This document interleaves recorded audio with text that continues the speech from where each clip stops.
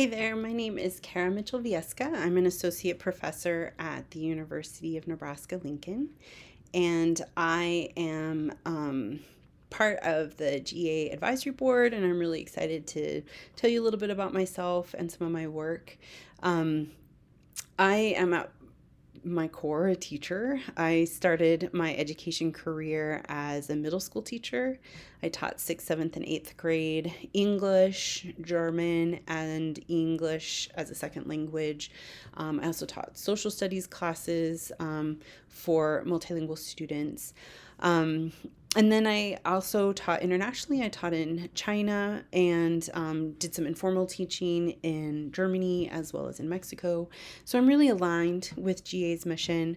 My research, now that I'm an education researcher, is focused on supporting teachers and supporting teacher development to work with multilingual students. I've been fortunate to have the opportunity to lead two large grants from the Office of English Language Acquisition over the last 10 years. And so we've created a lot of resources to support teachers in working with multilingual students. We've created what we call e-workshops. And we have a lot of free resources online. So if you're interested in our work, please go ahead and visit us. We are the we've changed our name. The grant is called the International Consortium for Multilingual Excellence in Education. We're rebranding to be the Interconnected Coalition for Multilingual Education and Equity, and hopefully getting a new round of funding for that. We're accepting all good vibes for that. We're currently under review for continued funding. So one of the things that I think is really important about being a teacher of multilingual students, and why I'm so excited about the work that GA does, is embracing diversity as positively productive. Multilingual students are, one of the most diverse student populations we work with. When we know that a student's multilingual or perhaps has been labeled by the district as an English learner, we really only know that they have multiple languages in their lives. We don't always know a lot about, we have to do more work to understand about the academic experiences they've had in their background, their proficiencies in other languages, their interest, it's just an incredibly diverse group. They can be from any socioeconomic class, from all the races, from any country, from all the languages.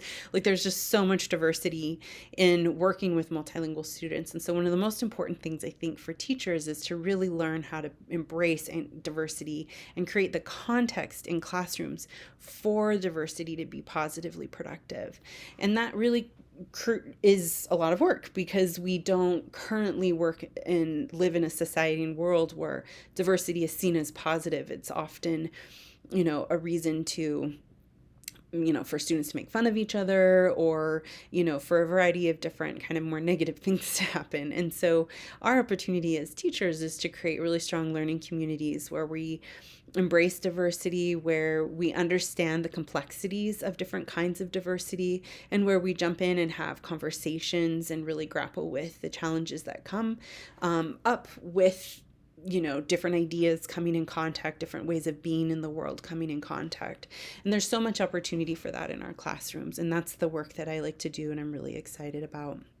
I recently had a piece come out that it talks about what we call Evasionpedagogies, and this is one of the ways that I think we can really create the context for diversity to become positively productive, is to look at how we perform and teaching and learning, and see, does it match what we really think teaching is? Does it match what we really think learning is?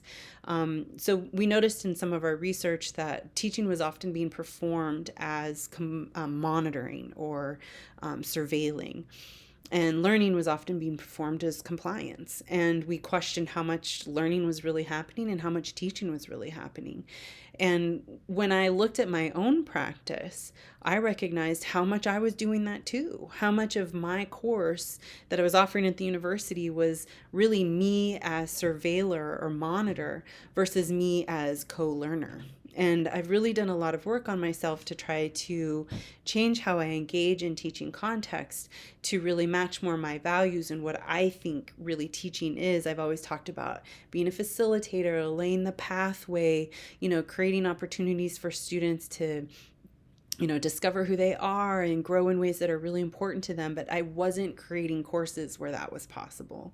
And so this is the work that I'm really interested right now in helping us look at our philosophies, at our ways of being in the world, at what we value at our core, and asking ourselves, is that matching my practice? Because when I did it for myself, I found it wasn't at all. And I think when we fall into these scripts of just doing teaching and learning the way that perhaps it's been expected of us, or perhaps it was always done in a context, we may be falling into scripts that don't match our values, and in fact be evading opportunities to engage in really thoughtful teaching and learning, as well as in creating these really important spaces for diversity to be positively productive. Because part of these evasion pedagogies where we just perform these scripts is not really grappling with the complexities of diversity. And so there's a lot of opportunity to grapple with those complexities, and I think they're really fun. So I'm happy to share anything that I can with any of you. I'm really happy to be part of this community.